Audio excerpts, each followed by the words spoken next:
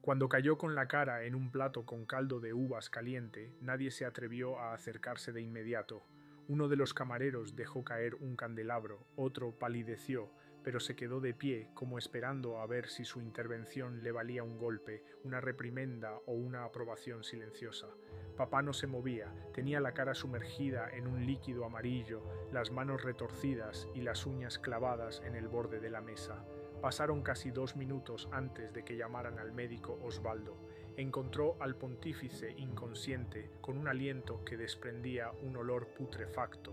Alejandro VI, Dios sin corona de Roma y jefe de todos los depredadores del Vaticano, comenzó a morir el viernes por la noche, a mediados de agosto, en pleno calor romano, cuando la sangre se enfría en las fuentes estancadas y las ratas se pelean en las cocinas subterráneas. Su cuerpo, encogido por los años y el veneno, comenzó a desprender un calor antinatural para una persona de su edad. Lo primero que se notó fue la frente sudorosa y la mirada vidriosa. Luego comenzaron los vómitos, de color rojo oscuro, con olor a vinagre y pescado podrido. A la mañana siguiente comenzó la hinchazón del abdomen. Según la nota del monje higienista asignado a los aposentos, la piel se tensó como una burbuja de buey. Al tocarla sonaba como una pelota. El abdomen se movía en ondas.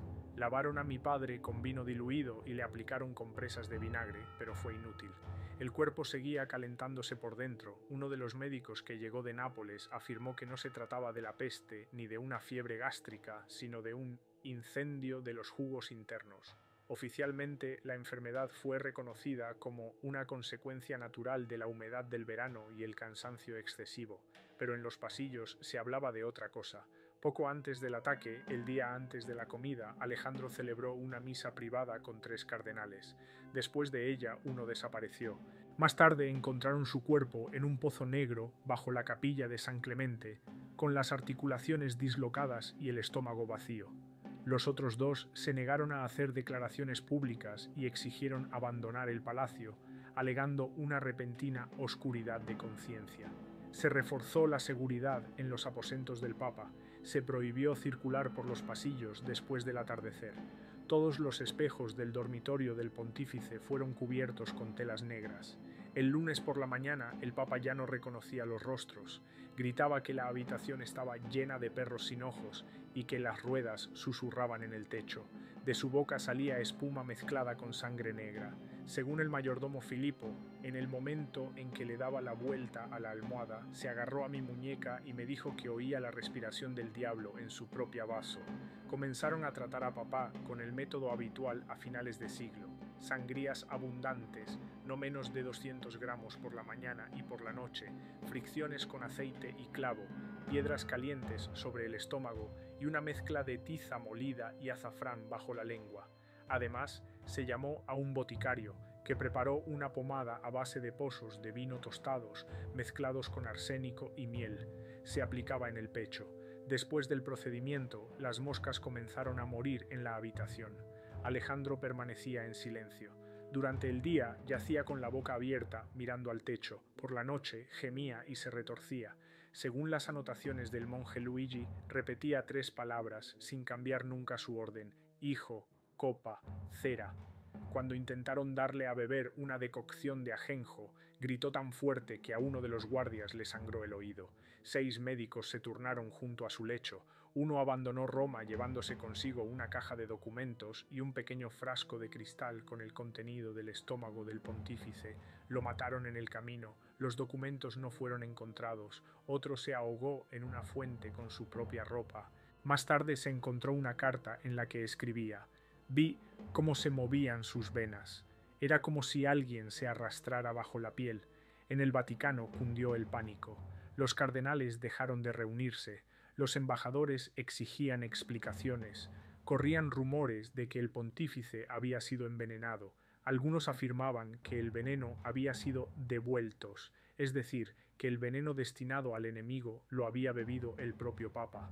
Otros informes afirmaban que su cuerpo no aceptaba la muerte porque había sido vendido al diablo. Las paredes del dormitorio se cubrieron con crucifijos, en el suelo se dibujó un círculo con sal, en las esquinas se colocaron velas. Uno de los monjes susurró que toda la noche alguien le rasgaba el estómago desde dentro. Mientras tanto, el cuerpo cambiaba. Al quinto día, el rostro se ennegreció, las mejillas se hincharon, los párpados no se cerraban, los labios se agrietaron. Del ano salía un líquido negro. El vientre se hinchó hasta tal punto que hubo que vendarlo con 3 vendas. Las costillas ya no se podían palpar, el pulso había desaparecido, pero el corazón latía, lento, pesado, una vez cada medio minuto. El último intento de aliviar el sufrimiento consistió en frotar las encías con opio y incienso. Esto provocó espuma. Alejandro gritó y se tragó la lengua. Se la extrajeron con unas pinzas. Después de eso quedó en silencio definitivo, pero aún respiraba. Al séptimo día el cuerpo no exhaló, pero todo lo demás sí. El aire en las habitaciones del pontífice se volvió espeso, como pus. Los guardias ya no entraban, solo dejaban la comida en la puerta. Los médicos desaparecieron, solo quedaban 2 monjes, que no hablaban entre ellos y anotaban el estado del Papa cada 3 horas. Según sus informes, la temperatura de la piel seguía siendo anormalmente alta, a pesar de que las uñas ya habían comenzado a desprenderse y los ojos estaban completamente secos. Uno de los monjes registró que al presionar ligeramente el pecho del Papa, el aire salía de su boca como de un órgano con olor a azufre y pelo quemado. Los sacerdotes encargados de preparar a Alejandro para la confesión no pudieron entrar en sus aposentos. Uno de ellos, Francesco del Mondo, al ver el cuerpo, salió corriendo al pasillo y se cubrió la cara con las uñas hasta hacerse sangre. El segundo desapareció. En su celda solo quedaron sus zapatos y una copa de vino volcada. El tercero, un anciano llamado Oreste, entró corriendo en la habitación y gritó: «¡Te perdono! ¡Te perdono!», pero cayó antes de llegar al lecho y se ahogó en su propio vómito. El Papa no se confesó. No se completó ningún rito. Los cardenales, al darse cuenta de que Alejandro aún respiraba, pero que la muerte no había llegado, comenzaron a negociar entre ellos. Se produjo una puja. ¿Quién entraría en el colegio sucesorio? ¿Quién se quedaría con las llaves del tesoro? ¿Quién anunciaría la muerte, aunque el corazón aún latiera? Uno de los informantes del círculo cercano a los Borgia escribió: «Esperaban a que alguien dijera en voz alta: está muerto», pero nadie se atrevía mientras aún respiraba. Mientras tanto, el cuerpo comenzó a emitir sonidos. Según las memorias del notario Leonardo M., en la noche del 9 de agosto se oían golpes en el vientre del Papa, como si los huesos golpeasen los huesos. Una vez oímos una voz, sorda y húmeda, como si hablase a través de una tela. Dijo: «Aún no es hora». Las habitaciones comenzaron a derrumbarse, se formó una grieta en el techo, el yeso se desmoronaba sobre la cabecera, el alféizar se ennegreció y las moscas cubrieron la ventana de tal manera que no pasaba la luz. Los guardias pidieron máscaras, las velas se apagaban en las esquinas, en las paredes aparecieron marcas, huellas de palmas, como si alguien hubiera pasado los dedos por el interior de la piedra. Al 10º día el corazón se detuvo, el pontífice no respiraba. Pero el cuerpo seguía caliente, el vientre se hinchó aún más, el pecho se agrietó. En la habitación había un hedor que recordaba a una mezcla de manteca hirviendo y cadáveres. Los médicos se negaron a practicar la autopsia. El único que accedió a acercarse fue el boticario Mateo de Ostia, un hombre sin rango. Describió lo siguiente: en el pecho se abrió una herida. De él brotaba algo entre miel y sangre cocida. El olor me provocó vómitos. En el interior no había órganos, solo un líquido negro que se movía con la luz. Los cardenales insistieron en embalsamar el cuerpo. Lo trasladaron a la cripta inferior para llevar a cabo el procedimiento. Por el camino, los vendajes se deslizaban, la piel se desprendía de la carne. 3 de los portadores se quejaron más tarde de un ardor en las palmas de las manos. A uno se le desprendió la piel. La embalsamación no tuvo éxito. La carne no absorbía ni el vinagre ni los aromáticos. Todos los ungüentos se deslizaban como si fueran cera. Al intentar introducir especias en la abertura del abdomen, uno de los asistentes afirmó haber sentido resistencia, como si algo empujara mi dedo desde dentro. El cuerpo fue colocado en un ataúd de madera en cuyo interior se arrojaron sacos con sal, tiza y hierbas. Se cerró y se vertió resina, pero por la mañana el ataúd se hinchó, la tapa se levantó, la resina se agrietó. Uno de los monjes dijo: «No quiere que lo entierren». Mientras tanto, en las salas del Vaticano comenzó una lucha, los manuscritos desaparecían, los papeles con las firmas de Alejandro se quemaban, las llaves del archivo fueron cambiadas y las cerraduras sustituidas. Los miembros de la familia Borgia desaparecieron, ya fuera huyendo en secreto o asesinados. El cuerpo del Papa fue mantenido en aislamiento, no se celebró ninguna ceremonia, no se celebró ninguna misa en su honor. De una carta del embajador español dirigida al rey, dicen que no murió solo, que algo más vivía en su cuerpo, que él falleció, pero eso permaneció. Lo que significa que la elección de un nuevo pontífice no será una purificación, sino una transferencia, y no sabemos a quién. El cuerpo desapareció en la noche del 11º día. El ataúd, colocado en la cripta inferior, estaba vacío. Las bolsas de sal estaban rotas, la madera se había secado y la tapa se había desprendido, como por una fuerte presión interna. Los sirvientes que entraron en la sala antes del amanecer afirmaron que en los pasillos había vapor, como en un baño turco que olía a ceniza y vino viejo. Uno de ellos, un sirviente alemán llamado Gerhard, contó más tarde: «Subía por las escaleras y sentí que el aire se volvía espeso, me empujaba hacia atrás, como hacia el interior. Cuando entré, el ataúd estaba vacío. En la pared había marcas, como si alguien hubiera salido de allí limpiándose las manos. El pánico fue instantáneo. Los cardenales se encerraron en las salas del cónclave, negándose a salir ni siquiera para reuniones breves. Se despejó el patio de sirvientes y el monasterio de habitantes. El Vaticano quedó bloqueado. Durante 3 días nadie entró ni salió. El humo de los papeles quemados se veía desde el otro lado del Tíber. En el interior ardían los archivos. Lo primero en quemarse fue el registro del boticario, luego las actas de la última misa. Incluso quemaron los informes de los clanes Borgia, que antes se guardaban en cajas de oro en una cripta especial. Se decía que uno de los cardenales, Giovanni de Mora, intentó huir con una copia auténtica del testamento del pontífice, pero lo detuvieron. Desapareció. Más tarde encontraron su cadáver, sin lengua y con las pupilas quemadas. Mientras tanto, comenzaron los rumores. La primera en hablar fue la cocinera de un convento adyacente al Vaticano. Por la noche había oído a alguien caminar descalzo por los suelos de mármol. Luego hubo quejas por el olor. En el ala este, las paredes desprendían miasmas a pesar de la falta de ventilación. En la biblioteca de la Capilla Sixtina, una vez abrieron un armario y encontraron los libros húmedos, con las páginas pegadas, y en los estantes quedaron huellas de manos, como de cera mortuoria. Los sacerdotes comenzaron a abandonar Roma. 2 de los 13 que se encontraban en la corte fueron asesinados. Los demás desaparecieron o enfermaron. Según el informe del médico municipal, uno sangraba por los oídos, otro se arrancó las uñas y un tercero gritaba que alguien vivía en sus intestinos y pedía salir. A principios de septiembre, el Vaticano estaba paralizado, no se celebraba ninguna misa, el coro guardaba silencio, las campanas no sonaban. Según el informe del embajador francés, las paredes se han ennegrecido, las escaleras están resbaladizas, como si estuvieran untadas de sebo. La gente susurra que el pontífice ha regresado, pero no como un hombre. Por la noche se vio una figura en la capilla, alta, con una túnica en descomposición y el rostro cubierto con la tiara papal. Estaba de pie junto al altar y se balanceaba de un lado a otro. Uno de los guardias intentó llamarla, pero más tarde lo encontraron muerto. Tenía las 2 piernas rotas, la lengua tragada y los ojos arrancados. Más tarde, los cardenales atribuyeron lo sucedido a fantasías impuras, pero se prohibió el acceso a la capilla. De una carta del monje Salvatore enviado a Messina: «Ya no estamos seguros de a quién estamos enterrando, o si lo estamos, su carne ha desaparecido, pero él permanece en la piedra, en la madera, en el aliento entre misas. Sentimos que nos observa». La gente comenzó a reunirse a las puertas exteriores.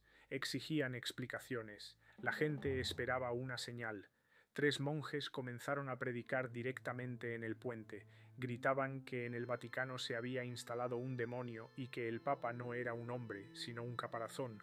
Uno de ellos se arrojó al Tíber. Otro comenzó a desgarrarse la piel, asegurando que debajo de ella estaba la sombra del pontífice. Ya no era posible ocultarlo. Entonces se promulgó un decreto. Alejandro VI fue declarado muerto por envenenamiento natural por venenos internos como consecuencia del sobrecalentamiento y la descomposición corporal. Sin embargo, no se mencionaba el cuerpo. En la carta oficial dirigida al rey español no figuraban las palabras entierro, restos o sarcófago. Los cardenales se reunieron apresuradamente para elegir un nuevo pontífice. La votación se llevó a cabo en completo silencio. Nadie discutió. Nadie se miró a los ojos. Por la ventana se arrojó una bolsa con jirones de vestimentas litúrgicas. Estaban negros por la sangre seca. El nuevo papa fue elegido sin discusión. Su nombre no se pronunció en voz alta, sino en un susurro, en la sala, donde las ventanas estaban corridas y ni siquiera se encendieron las velas hasta que firmaron. Era un compromiso, un hombre mayor, neutral, débil, sin vínculos con nadie. Lo principal era que estuviera vivo. Nadie pidió una misa por su alma, ni una sola campana repicó en su honor. Lo primero que hizo fue ordenar que se sellara la cripta inferior. Todo lo relacionado con el cuerpo de Alejandro VI debía desaparecer. Libros, registros, listas de testigos, informes médicos. La pared donde antes se encontraba el ataúd fue revestida con nuevas baldosas de mármol sin inscripciones. La sala fue cerrada con llave durante 3 días y luego tapiada. La orden era clara: prohibir el acceso, la mención y el recuerdo. Los documentos oficiales afirmaban que el pontífice había muerto en paz y había sido enterrado en la capilla familiar. En realidad, nadie podía decir dónde estaba enterrado. Los que lo sabían desaparecieron. Uno de los monjes más antiguos que estuvo presente en el embalsamamiento intentó más tarde regresar al Vaticano, pero fue encontrado muerto en una taberna, con la boca llena de cera. De los archivos de la Santa Congregación se retiraron todos los documentos en los que se mencionaban los últimos días de Alejandro. Algunos se guardaron en rollos sellados con la inscripción "No abrir hasta el juicio final", y más tarde fueron destruidos. En los monasterios, el nombre del Papa dejó de incluirse en las letanías. Sus retratos fueron retirados de los pasillos y quemados en hornos. El pueblo decía: vive mientras se le nombra. Pero incluso después de esto, los acontecimientos no cesaron. Uno de los nuevos guardias informó que había oído por la noche pasos pesados sobre las losas, como si unos pies descalzos se dirigieran desde el este hacia el altar. En la cripta se descubrieron arañazos recientes en el revestimiento interior de la pared. Un ministro entró en estado febril, gritando: «Está dentro, se ha puesto la sotana, volverá a oficiar». Los rumores se extendieron por Roma. Se decía que el nuevo papa se encerraba todas las noches en una habitación donde una de las paredes aún estaba caliente, que no dormía, que le obligaban a escuchar y que, a veces, oía cantos. No eran oraciones, sino cantos que provenían del interior del suelo. La corona española exigió que se entregaran los restos de Alejandro para su reentierro. La respuesta fue evasiva. El cuerpo descansa en paz y no puede ser trasladado. La carta, fechada un mes después de la solicitud, contenía una frase: «porque no toda carne es digna de un sepulcro». Dentro del Vaticano continuaban las desapariciones. Uno de los cardenales comenzó a ver en sus sueños un rostro hinchado, negro y con los ojos hundidos. Escribió que no era el diablo, sino el propio Papa, despojado de su forma, pero no de su poder. Lo llevaron a un monasterio. 2 días después, su corazón se detuvo sin causa aparente. El último en desaparecer fue el archivero. Guardaba copias de los registros de los últimos días de Alejandro. Se rumoreaba que, antes de desaparecer, había intentado enterrar los pergaminos en el jardín del monasterio de Santa María. La tierra fue excavada posteriormente. Los papeles estaban allí, pero rezumaban un líquido parecido al pus. Desde entonces, el terreno está cerrado y ya no crece la hierba. El nombre de Alejandro VI fue oficialmente prohibido en el Vaticano. El decreto fue firmado por 36 cardenales. En él no se utiliza la palabra herejía, pero sí la expresión ritual profanado. Se le llama el Papa sin liturgia, el único por quien nunca se celebró una misa. Roma comenzó a olvidar, pero el moho en las paredes del ala este regresa cada agosto. Una vez al año, en la misma semana en que comenzó a morir, las velas de la Capilla Sixtina se apagan solas, y en uno de los armarios de la capilla aún se conserva un trozo de túnica blanca rasgada, en la que no se puede quitar una mancha marrón. Y cuando, en la oscuridad sobre la tumba papal, alguien pronunció su nombre, se apagó la luz.